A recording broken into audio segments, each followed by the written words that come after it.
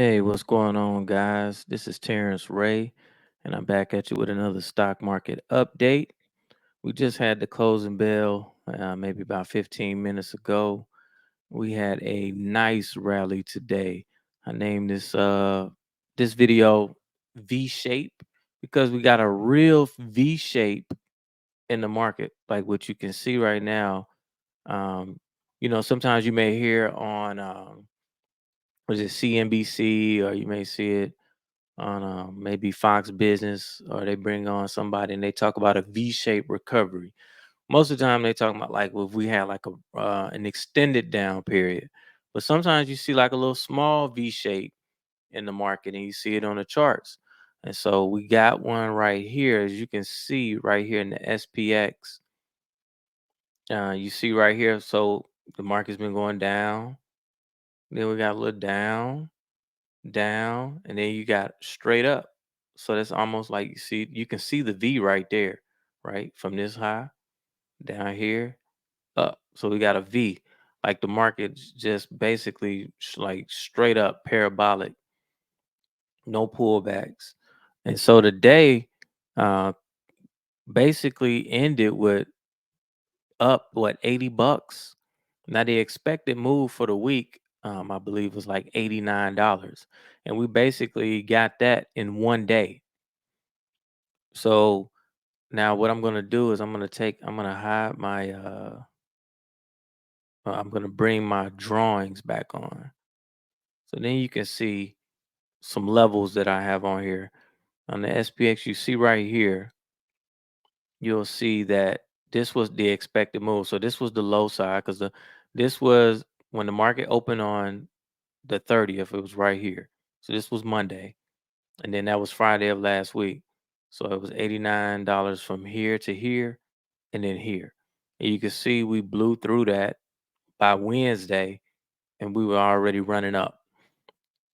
And so we got a nice big up move today. Everything on my watch list for the most part, besides Meta, was up.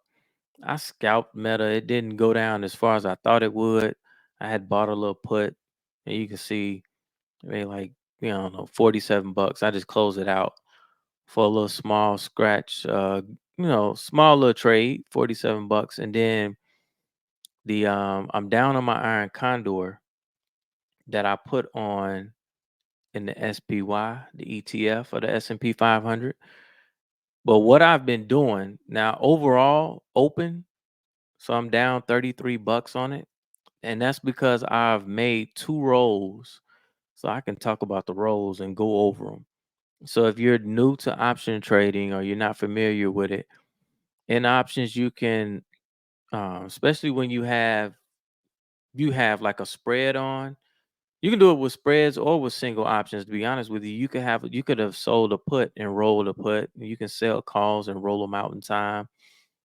What I did was, and when I originally put this position on, I sold the 441, bought the 446, which I still have that on the call side. So an iron condor is a call spread and a put spread, right? On both sides of the market. So if you got the stock price like right here, and you sell a call spread over here, and you put a put spread over here, and you want the market to stay in between. So what happened with me, instead of the stock staying here, the stock went all the way here, right up. And when the stock moved up, what I did was take this put spread and move it up as price action was going up. So you might say, well, what's the point in doing that? I picked up credit. Originally, when opened this trade, I collected $1.36. As I said, I sold it. It was at 50 days out. I sold the 441, bought the 446 on the call spread. And then on the put side, I had the 383. I sold 383, and then I bought the 378. So I would have been way down here. As the market began to rally up, instead of closing it out and just taking a loss, um, I rolled up. So the first roll, I rolled up to 390. 395. So I rolled it up to uh let's see, I bought it back and then rolled it up to, I'm sorry, that was the first roll was right. I said right the first time. 395 and then bought the 390. So I rolled it up here. So I had it here. So I bought back the old one and then rolled it up to here. Then the market rallied again. And then today I bought that back, bought this one back, sold this one, and then moved it up another couple slots to here. And then I picked up another 24-cent credit. So on the first roll, I got 13-cent credit. Second roll, I got 24-cent credit, which basically just equates to $37. So those $37 go to my total credit, and now I have a credit of 173. So if you're looking at it like, so you could look at it like this. If I collected 136 up front, and now I've already picked up maybe $37 in credit, and maybe I was only looking to make about 67 bucks or so, 67, $68. I've already collected 37 in credit. If I get another 30 bucks, I can take the trade off. So that's one of the things, that's one of the options of options, right? That's one of the benefits of it is that you are able to, when you're down on a trade, you're able to move the trade around and kind of like stay in the game instead of taking a straight loss. Now, if I had been directional and I didn't have this put spread on and I just had the call spread, maybe I would have just sold the other side and just picked up some credit, or taking this call spread. I wouldn't have rolled it out in time because we still got time left. I want to talk about another trade that I put on right before the bell. I was thinking about doing, because we should be getting earnings in Apple. Apple is gonna I see the market moving over here. Apple has earnings. They may be out right now. And I was looking at trying to make a trade like a for earnings, but the expected move is only like $5. So it ain't really a whole lot I could have did. Maybe an iron condor that the earnings would stay within here. Maybe you could. I was thinking about, I wanted to do a butterfly, buy one and try to pin the expected move, but I don't think we'll get a whole bunch of movement. So I said, well, since we had such a big up move in the overall market, I came into SPX and I put this one on for tomorrow, for Friday, and I bought the a butterfly on the put side, right, all the way down at the expected move. I got my short strikes right at 490. You might be looking at this and saying, well, what why would what's the benefit of it? It only cost me 20 cents, and it was just a trade that I wanted to get something on to the short side, mainly because we had this big move. So we do have this V-shaped move. And if you go intraday and look at it, the market is stretched. This is the hourly on the intraday, and the RSI is showing red. That doesn't mean that it can't go up some more. That don't mean that it can't go sideways. But all I'm betting on is that the market just comes back just a little bit, and I get tagged right at 42.90. 42.90 is just right around in here. So if that happens, I'll see if I can close this trade out. Now it is a $5. The wings are $5 wide. Now let's go look at it on the analysis tab so you can see what it looks like. This is what it looks like. I want to make it bigger. So this is what a butterfly looks like. And in essence, what you're trying to do is you want to pin this butterfly. You want the price to stay within this range really all day tomorrow. And for me to try to close it somewhere maybe in the afternoon. It just depends. I only paid 20 cents for it. So if I can close it for a buck, then I'll do that. I'll hold it, depending on what the market does. So and the later in the day it goes, you'll see this orange line begin to start taking the shape of this triangle line. And it'll start looking like that at expiration when it expires tomorrow evening. So I have the ability to make 480, and worst case scenario, I lose $20. It's not a bad trade. That's the type of trade that I wanted to put on in Apple. Just Apple, the strikes on the option chain just wasn't corroborating. Like looking at this, it just don't have a whole lot to work with over here in the SPX. We looking at this. Look, you got a whole lot more move still expected. We got, you know, $27 that the market is expected to bounce around tomorrow. So I want to make a little money with that. I also took a look at Tesla today. Tesla made a nice rally today, 6%, 6.25% up. And I took a look at it and I thought about getting long. I just didn't know how I wanted to get long. As you can see, I have some levels in here.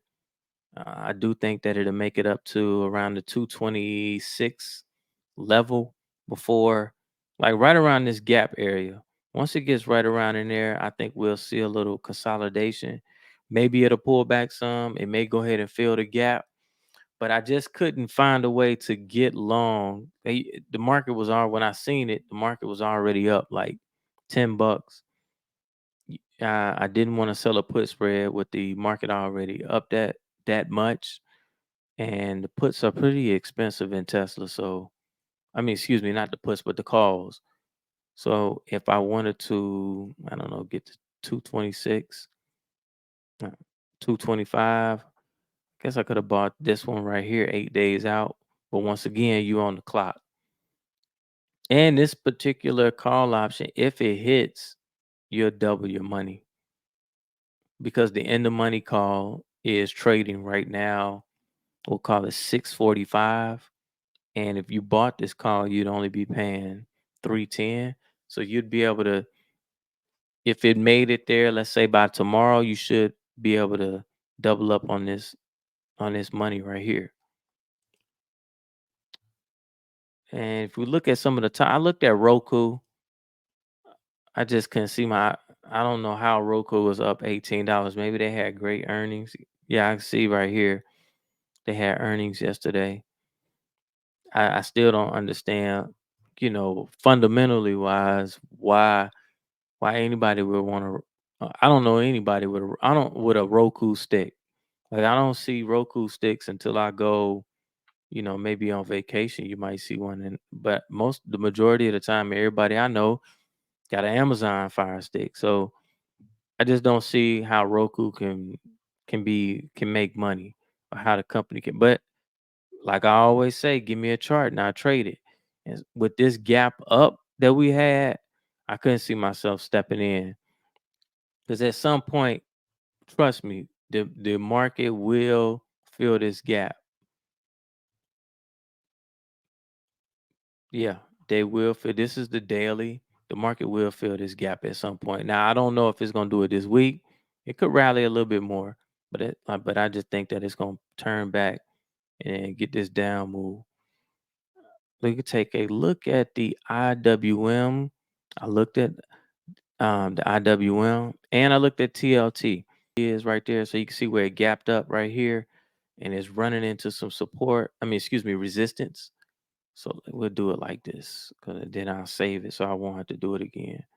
A lot of the times when I be coming on these videos, these be my live reactions. I come in, and that way you get to see exactly how I would do it. So we got right here running into resistance. This would be your support right here. So I'd like to see a candlestick maybe tomorrow pull back into here. May not get it, and try to get long right here. Get long right in here on the retest. That's the one thing about waiting for confirmation. You don't always get it. Let's save that. So then that will stay there. Yes. Let's go to TLT. I was looking at T. I took a look at TLT and I was thinking about, say, I got this gap. I hate chasing the gap up. Got the gap up. Now I do think it's gonna go higher. I would like to see it pull back and then be able to get in. Sometimes you have like rules, and sometimes your rules keep you from making money. I don't like the market is already up. The bonds were up 2% today. I don't want to chase them up. I don't like getting long when it's already up. And it's something, that could be a flaw of mine, but I'd rather buy low than to buy higher. And to me, buying on an up day, it's better. Like I should have bought it right here, but now we got that gap up. Same thing with that I just showed you in IWM. I want to see it pull back into here, and then I may get long there. So with that, guys, make sure you hit the like button, hit the subscribe button. I will try to get a video out tomorrow. This butterfly and the SPX, and we will see how. We'll see how. I may try to close it live on air if I can make a little money off of it. Hopefully we get a pullback.